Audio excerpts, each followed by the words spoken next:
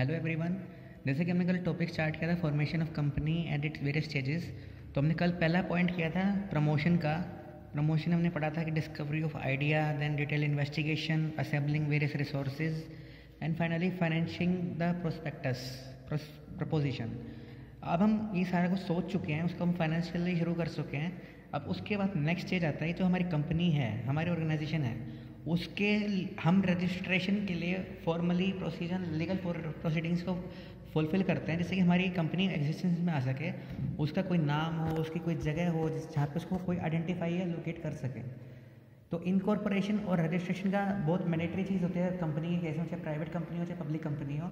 हर company organisation को companies act 1956 के under अपना आपको रजिस्टर करवाना पड़ता है। अब रजिस्ट्रेशन कराने का प्रोसीजर क्या होता है, मतलब उसको अपने सारे नाम, लोकेशन सब कुछ बतानी पड़ती है। तो पहली एक्टिविटीज़ जो होती है रजिस्ट्रेशन में, 4 एक्टिविटीज़ होती हैं। पहली है प्रीलिमिनरी एक्टिविटीज़। प्रीलिमिनरी एक्टिविटीज़ का मतलब क्या होता है कि जो उनको रजिस्ट्रेशन से पहले पहले उनको सोचना पड़ता है, करना पड़ता है। अब प्रीलिमिनरी एक्टिविटीज़ में नॉर्मली 6 ही हैं। पहली एक्टिविटीज़ है रजिस्टर्ड ऑफिस। अब जैसे एक ऑर्गेनाइजेशन ऐसे भी हो सकती है, कंपनी कोई ऐसी भी हो सकती है जिसके पूरे इंडिया में, पूरे वर्ल्ड में कम से कम हज़ारों ऑफिस हो सकते हैं। रजिस्टर्ड ऑफिस वो होता है जहाँ पे उसका हेडक्वार्टर होता है, जहाँ पे उसका एक ऐसा ऑफिस होता है जहाँ से सब कुछ कंट्रोल किया जाता है, उसका हेडक्वार्टर भी उसको बोल सकते हैं। उसके रजिस्टर्ड ऑफिस से ही पता चलता है कि वो कंपनी इंडियन है या फॉरेन कंपनी है, क्योंकि अगर उस कंपनी का रजिस्टर्ड ऑफिस इंडिया में तो इंडियन कंपनी कहलाएगी।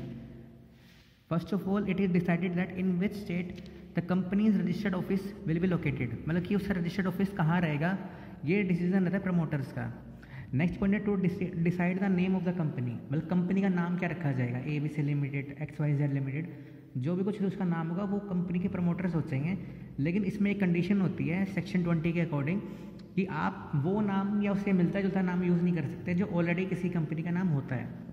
फॉर एग्जाम्पल किसी कंपनी का नाम है XY, मतलब कि कोई कंपनी का नाम लेते हैं, रिलायंस है जैसे कंपनी का नाम है, तो हम रिलायंस वर्ड यूज़ नहीं कर सकते अपनी कंपनी के नाम में। न्यू रिलायंस, ओल्ड रिलायंस, ऐसा भी कुछ यूज़ नहीं कर सकते हैं, या उससे मिलता जुलता कोई नाम हम अपनी कंपनी के नाम में यूज़ नहीं कर सकते हैं। हमारे पास कोई यूनिक नाम ही हमारी कंपनी का होना चाहिए, नहीं तो आपको जो जो ऑलरेडी कंपनी खोली हुई है किसी नाम से, वो आपके ऊपर केस कर सकती है और आपको भारी पेनल्टी पे करनी पड़ सकती है। और जो कंपनी का नाम होता है नॉर्मली ओनर्स सेलेक्ट करते हैं। फिर हम लेकिन इसमें मैंने जैसे आपको बताया कि प्राइवेट कंपनी केस में आपको अपने नाम के साथ में PVT LTD लिखना ज़रूरी होता है, और पब्लिक कंपनी केस में LTD लिखना ज़रूरी होता है।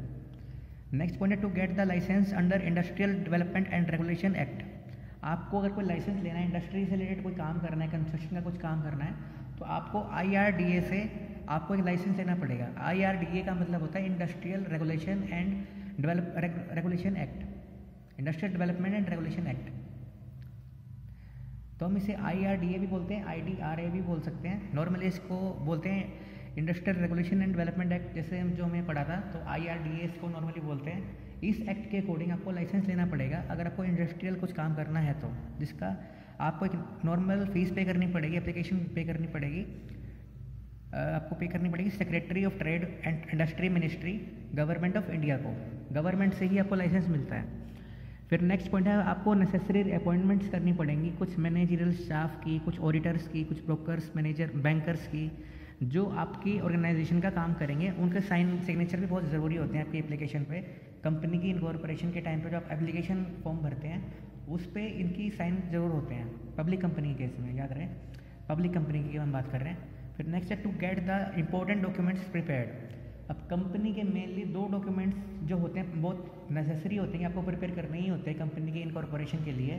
पहला है मेमोरेंडम ऑफ एसोसिएशन, सेकंड है आर्टिकल्स ऑफ एसोसिएशन। एक होता है प्रोस्पेक्टस होता है, लेकिन वो पब्लिक कंपनी के केस में होता है, और इसमें भी कैपिटल होती है, उसमें होता है शेयर कैपिटल होती है। प्राइवेट कंपनी के केस में कोई प्रोस्पेक्टस नहीं होता है। तो ये दोनों डॉक्यूमेंट्स आपको प्रिपेयर करने पड़ते हैं कंपनी के इनकॉर्पोरेशन के लिए। जैसे इसमें लिखा भी हुआ है, memorandum and articles of association are prepared and printed form में होने चाहिए, यानी कि आपके पास सॉफ्ट कॉपी हो। फिर लास्ट पॉइंट है इसका sending application to the registrar. जब आपके सारे डॉक्यूमेंट्स बन जाते हैं, सब कुछ सारे डॉक्यूमेंट्स सारे सब कुछ तैयार हो जाते हैं, सारी इन्फॉर्मेशन रेडी हो जाती है, तो आप एप्लीकेशन जो होती है आपकी कि आप एज ए कंपनी काम करना चाहते हैं, उस एप्लीकेशन को, डॉक्यूमेंट्स को अपने रजिस्ट्रार के पास में भेजते हैं, और वो उसके बाद चेक करता है कि आपको कंपनी का जो सर्टिफिकेट है वो इशू करना चाहिए नहीं करना चाहिए। अगर वो सेटिस्फाई होता है कि सारी इन्फॉर्मेशन करेक्ट है और ठीक है, मतलब एप्लीकेबल भी हैं, पॉसिबल भी हैं, तो ही आपको कंपनी का सर्टिफिकेट मिल सकता है, इनकॉर्पोरेशन सर्टिफिकेट मिल सकता है, जिसका एक एग्जांपल स्पेसिमन यहाँ पे दे भी रखा है। मतलब कि आपको कंपनी शुरू करने के लिए ये सर्टिफिकेट इस तरह का आपको ज़रूरी होता है, जिसके बाद ही आप बिज़नेस शुरू कर सकते हैं। और फिर नेक्स्ट पॉइंट है इसका प्रीलिमिनरी एक्टिविटीज़ के बाद में documents to be filed with registrar की कौन कौन से डॉक्यूमेंट्स होते हैं जो आपको रजिस्ट्रार के पास सबमिट करने होते हैं। वैसे तो ये memorandum and articles of association जो है, यहाँ से हम डिटेल में पढ़ेंगे अभी 2.6 में है मेमोरेंडम ऑफ एसोसिएशन, और इसमें होता क्या क्या है ये डिटेल्स में हम पढ़ेंगे अभी। लेकिन यहाँ पे आप जान लो कि मेमोरेंडम ऑफ एसोसिएशन में होता क्या है। मेमोरेंडम और एसोसिएशन दोनों ही डॉक्यूमेंट्स कंपनी के लिए बहुत इंपॉर्टेंट डॉक्यूमेंट्स होते हैं। मेमोरेंडम ऑफ एसोसिएशन में नॉर्मली क्या मेंशन किया जाता है कि कंपनी का नाम क्या है, लोकेशन क्या है, कंपनी में डायरेक्टर्स कौन कौन हैं, कंपनी का बिजनेस क्या रहेगा, उनकी कैपिटल कितनी है, और प्राइवेट कंपनी है या पब्लिक कंपनी है, उनके सिग्नेटरीज कौन कौन है, और हर सिग्नेटरी के पास कम से कम उस कंपनी का एक शेयर होना चाहिए। तो ही ये सब कुछ उसमें मेंशन होता है मेमोरेंडम ऑफ एसोसिएशन में। आर्टिकल्स ऑफ एसोसिएशन में एक तरह से ये मेमोरेंडम को सपोर्ट करता है। अगर फॉर एग्जांपल मान लो कि हमें फ्यूचर में कभी कंपनी का नाम चेंज करना पड़ता है या मेमोरेंडम में कुछ भी चेंज करना पड़ता है, जो कंपनी में कुछ भी चेंजेस आएंगे वो सिर्फ मेमोरेंडम ऑफ एसोसिएशन में चेंज करने की वजह से ही पॉसिबल हो सकते हैं। क्योंकि अगर मेमोरेंडम ऑफ एसोसिएशन में कंपनी का नाम मेंशन किया जाता है, तो अगर हमें कंपनी का नाम चेंज करना होता है तो हमें मेमोरेंडम में भी चेंज करना पड़ता है, जो हमें अलाउ करता है article of association. Article of association में सारे रूल्स एंड रेगुलेशंस, ऑब्जेक्टिव सब कुछ मेंशन होता है मेमोरेंडम ऑफ एसोसिएशन का। जो कंपनी अगर मेमोरेंडम में कुछ चेंज करना चाहती है तो वो तभी कर सकती है कि अगर उसे आर्टिकल्स ऑफ एसोसिएशन अगर अलाउ करते हैं तो, जो खुद ही कंपनी ही बनाती है। ये प्रिंटेड फॉर्म में होना चाहिए। फिर नेक्स्ट पॉइंट है कि इन्फॉर्मेशन अबाउट रजिस्टर्ड ऑफिस। अगर कोई रजिस्टर्ड ऑफिस में कुछ चेंज होता है, कोई भी कुछ भी होता है, तो उसे 30 डेज़ के अंदर रजिस्ट्रार के पास में उसकी इन्फॉर्मेशन पहुँचानी चाहिए। List of directors, private company case में कोई इन्फॉर्मेशन पहुँचानी ज़रूरी नहीं होती है, लेकिन पब्लिक कंपनी केस में सभी डायरेक्टर्स के नाम, लोकेशन, घर, एड्रेस वगैरह रजिस्ट्रार के पास होने चाहिए। सभी डायरेक्टर की रिटर्न में कंसेंट होनी चाहिए। कंसेंट का मतलब होता है एग्रीमेंट कि वो इस कंपनी में एज ए डायरेक्टर काम करना चाहते हैं और कर रहे हैं, उनकी रिटर्न कंसेंट भी होनी चाहिए। फिर नेक्स्ट पॉइंट है अंडरटेकिंग रिगार्डिंग क्वालिफिकेशन शेयर्स। अब क्वालिफिकेशन शेयर्स का मतलब क्या होता है कि it refers to those shares under which the provisions of act the directors are required to by ensuring to have some stake in the propose company. मतलब जैसे मैंने आपको बताया था कि कंपनी के केस में क्या होता है, मैनेजमेंट एंड ओनरशिप सेम लोगों की नहीं होती है। तो इस केस में क्वालिफिकेशन शेयर्स का मतलब होता है कि इतने शेयर आप एज ए डायरेक्टर आपको खरीदने पड़ेंगे प्रपोज्ड कंपनी, मतलब जिसमें आप काम कर रहे हैं, कि आपका कुछ पर्सनल बेनिफिट उसमें होना चाहिए। ऐसा ना हो कि मेरा कुछ लॉस हो रहा है, प्रॉफिट हो रहा है, उससे वो लेना देना नहीं है। तो उस शेयर होल्डर्स की सेफ गार्ड करने के लिए उनको क्वालिफाइड अमाउंट के शेयर खरीदने पड़ते हैं, 75,000, 80,000, कुछ अलग अलग हो सकता है अलग अलग कंपनी में। फिर हम नेक्स्ट पॉइंट पे आते हैं, preliminary agreement with managerial personnel. मतलब कि एक एग्रीमेंट बनना चाहिए जो आपका मैनेजरियल स्टाफ है, जो आपकी ऑर्गेनाइजेशन को मैनेज करेगा, जिससे कि आपको वो रिटर्न में एग्रीमेंट दे सके। डायरेक्टर्स, मैनेजरियल डायरेक्टर्स या जो कि चेयरमैन वगैरह होते हैं, सेक्रेटरीज, ट्रेजरर्स, वो अपने कॉन्ट्रैक्ट की कॉपी रजिस्ट्रार को भेजते हैं। प्राइवेट कंपनी के इसमें रिक्वायर्ड नहीं होता है। फिर लास्ट पॉइंट है स्टैट्यूटरी डिक्लेरेशन। अब स्टैट्यूटरी का मतलब क्या होता है, लीगली ऑफिशियली एक डिक्लेरेशन देना पड़ता है रजिस्ट्रार को, indicating that all the statutory obligations have been completed. सारे लीगल प्रोसीडिंग जो है कंप्लीट कर दी गई हैं, उसके बाद ही रजिस्ट्रार को शुरू करता है प्रोसेस को देखना अपनी। लास्ट फिर एक सेकंड लास्ट पॉइंट है इसका, payment of membership fees, prescribed fees. Company को स्टार्ट करने के लिए कंपनी एक्ट 1956 में कंपनी की एप्लीकेशन फ़ीस होती है जो हर एक ऑर्गेनाइजेशन को पे करनी पड़ती है, जिसके बाद ही उन्हें सर्टिफिकेट मिलता है। तो ये पे की जाती है गवर्नमेंट ऑफ इंडिया के अकाउंट में, जो कि आरबीआई में होता है। आरबीआई सेंट्रल बैंक उसे बोला जाता है, जो इंडिया में एक ही होता है, जो करेंसीज बनाता है, रूल्स एंड रेगुलेशंस बनाता है सभी बैंक्स के लिए। आरबीआई के अलावा पूरे इंडिया में जितने भी बैंक्स हैं उन्हें हम बोलते हैं कमर्शियल बैंक्स। तो ये थे हमारे 3 points, preliminary activities, documents to be filed and payment of prescribed fees. अब हम उसके बाद आते हैं कि अब इफेक्ट्स क्या होंगे इनकॉर्पोरेशन अगर हम करते हैं तो हमें फ़ायदा क्या मिलेगा। पहला फ़ायदा मिलेगा कि हम उसके बिहाफ पे हमारी एग्जिस्टेंस लीगली फॉर्म में हो जाएगी, मतलब कि हमारा लीगली एक एग्जिस्टेंस हो जाएगी। हम किसी पे केस कर सकते हैं, आइडेंटिटी जो होगी कंपनी की परमानेंट हो जाएगी। प्राइवेट कंपनी जो है सर्टिफिकेट ऑफ इनकॉर्पोरेशन जो मैंने आपको दिखाया था अभी कि ऐसा दिखता है कुछ, कंपनी का नाम, डेट सब कुछ मेंशन होता है, रजिस्ट्रार के साइन भी होते हैं इस पर। यह मिलते ही प्राइवेट कंपनी अपना बिजनेस स्टार्ट कर सकती है। लेकिन प्राइवेट कंपनी भी स्टार्ट कर सकती है, तो प्राइवेट कंपनी का मैंने बताया कि प्राइवेट कंपनी स्टार्ट कर सकती है। पब्लिक कंपनी के केस में उसको पैसा चाहिए होता है, किसी भी बिजनेस के लिए पैसा बहुत ज़रूरी होता है, उसके बाद ही कोई बिजनेस स्टार्ट हो सकता है। तो पब्लिक कंपनी के केस में क्या होता है, कैपिटल क्लोज होता है। कैपिटल क्लोज का मतलब क्या होता है कि आपको पैसा जनरेट पब्लिक से करना होता है पब्लिक कंपनी में। तो पब्लिक क्या करती है, एक डॉक्यूमेंट और इशू करती है पब्लिकली, जिसको हम बोलते हैं प्रोस्पेक्टस। प्रोस्पेक्टस का मतलब क्या होता है कि जिसमें हम पब्लिक को एक तरह से अट्रैक्ट कर रहे हैं कि हमारी कंपनी में आप अपना पैसा इन्वेस्ट करो। वो कैसे करते हैं, कंपनी प्रोस्पेक्टस में क्या क्या इन्फॉर्मेशन पब्लिक को देती है, उसमें पब्लिक को बताती है कि हमारे डायरेक्टर्स ये हैं, हमारा ऑब्जेक्टिव ये है, हमारी कैपिटल इतनी है, हम इतना पैसा आपको कमा के देंगे। उसके बाद ही कोई इंसान उस कंपनी में इन्वेस्ट करता है।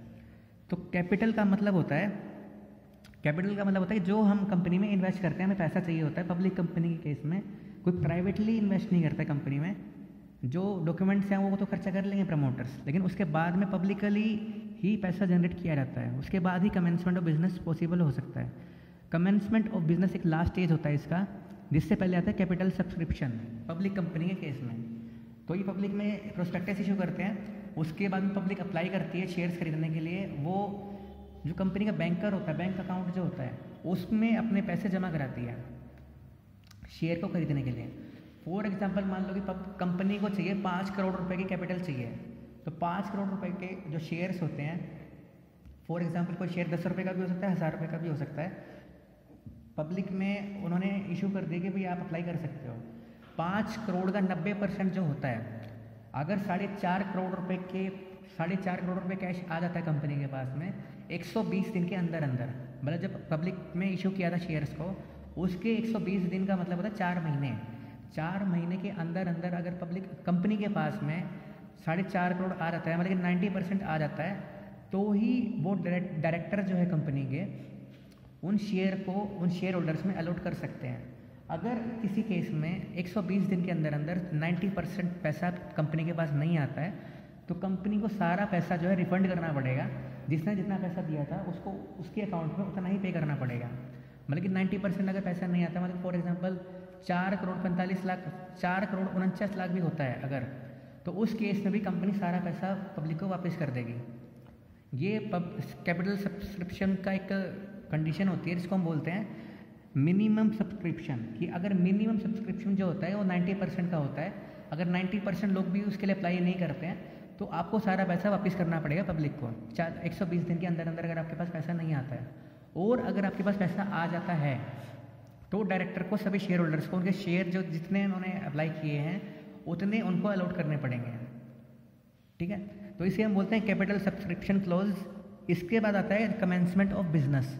प्राइवेट कंपनी को प्रोस्पेक्टस इशू करने की ज़रूरत नहीं होती है, वो डॉक्यूमेंट इशू कर सकती है नॉर्मली रजिस्ट्रार के पास में कि इन ल्यू ऑफ प्रोस्पेक्टस, जिसको हम बोलते हैं, जो होता प्रोस्पेक्टस ही है, लेकिन उसमें ये लिखा होता है कि प्राइवेट कंपनी है, डायरेक्टर हम ही हैं, तो हमें कोई प्रोस्पेक्टस की ज़रूरत नहीं है। Every director of the company has paid to it for shares taken and contracted to be taken by him. मतलब प्राइवेट कंपनी के केस में, पब्लिक कंपनी के केस में भी अगर कोई प्रोस्पेक्टस इशू नहीं करता है तो उस केस में उसे ये रजिस्ट्रार को भेजना पड़ता है कमेंसमेंट करने से पहले कि prospectus in lieu of prospectus, उस डॉक्यूमेंट का नाम है ल्यू ऑफ प्रोस्पेक्टस, वो रजिस्ट्रार को देना पड़ता है। और डायरेक्टर को एक मतलब शेयर्स खरीदने पड़ते हैं, सारे शेयर्स, और एक तरह से फाइल किया जाता है डिक्लेरेशन कि भाई सारे रजिस्ट्रार की जो सारी कंडीशंस होती हैं वो सारी मान ली गई हैं, पूरी कर ली गई हैं। और कोई कंपनी अगर प्रोस्पेक्टस को इशू करती है जिसके पास शेयर कैपिटल है और पब्लिक को अट्रैक्ट करेगी वो उनके शेयर डिबेंचर को खरीदे, वो अपना बिजनेस स्टार्ट नहीं कर सकती है जब तक वो ये कंडीशंस को पूरा नहीं कर लेती है। जैसे मैंने आपको बताया कि इसमें कि 4 महीने के अंदर अंदर इस प्रोस्पेक्टस के उन्हें 90% पैसा उनके पास आ जाना चाहिए। फिर है कि every director of company has paid to it. Then last है there has been filed with the registrar a duly verified declaration by one of the directors और secretary that the conditions 1 and 2 have been complied with. Comply का मतलब होता है कि पूरी कर ली गई हैं। थोड़ा सा टिपिकल टॉपिक है, थोड़ा ध्यान से समझना इसको, कोई डाउट हो तो पूछ भी लेना। पहला पॉइंट था प्रीलिमिनरी एक्टिविटीज़ का, जो कमेंसमेंट से पहले, रजिस्ट्रेशन से पहले ज़रूरी होती हैं। मतलब कि कंपनी का ऑफिस कहाँ रहेगा, डायरेक्टर्स कौन कौन रहेंगे, कंपनी का नाम क्या रहेगा, लाइसेंस वगैरह लेना, अपॉइंटमेंट्स करना। फिर 2 तरह के डॉक्यूमेंट्स होते हैं जो रजिस्ट्रार के पास में रजिस्टर करने के लिए मैंडेटरी होते हैं हर कंपनी को, चाहे प्राइवेट हो चाहे पब्लिक हो।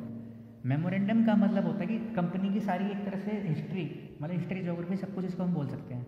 कंपनी का नाम क्या होगा, डायरेक्टर्स कौन कौन होंगे, कैपिटल कितनी होगी, लोकेशन क्या होगी, बिजनेस क्या होगा, ऑब्जेक्टिव क्या होगा, सब कुछ।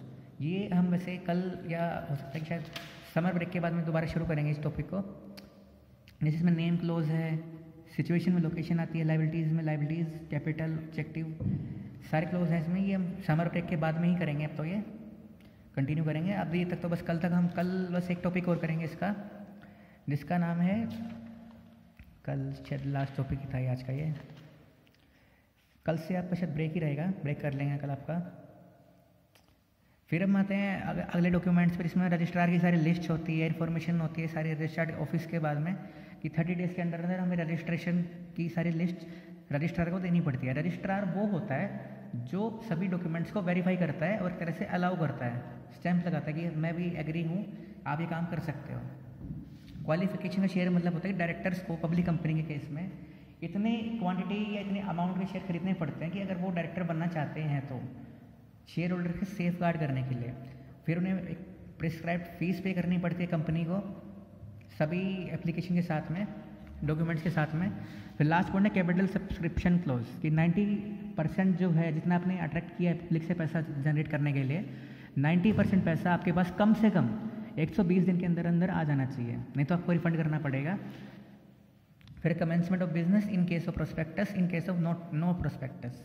तो ये था अच्छा टॉपिक, और शायद से समर ब्रेक से पहले का लास्ट टॉपिक भी इसको कल देखेंगे, कि कल शायद एक टॉपिक और करा लेंगे, मेमोरेंडम हम करा लेंगे कल, फिर आपका ब्रेक हो जाएगा। आर्टिकल्स ऑफ एसोसिएशन आपका करेंगे समर ब्रेक के बाद में। Thank you.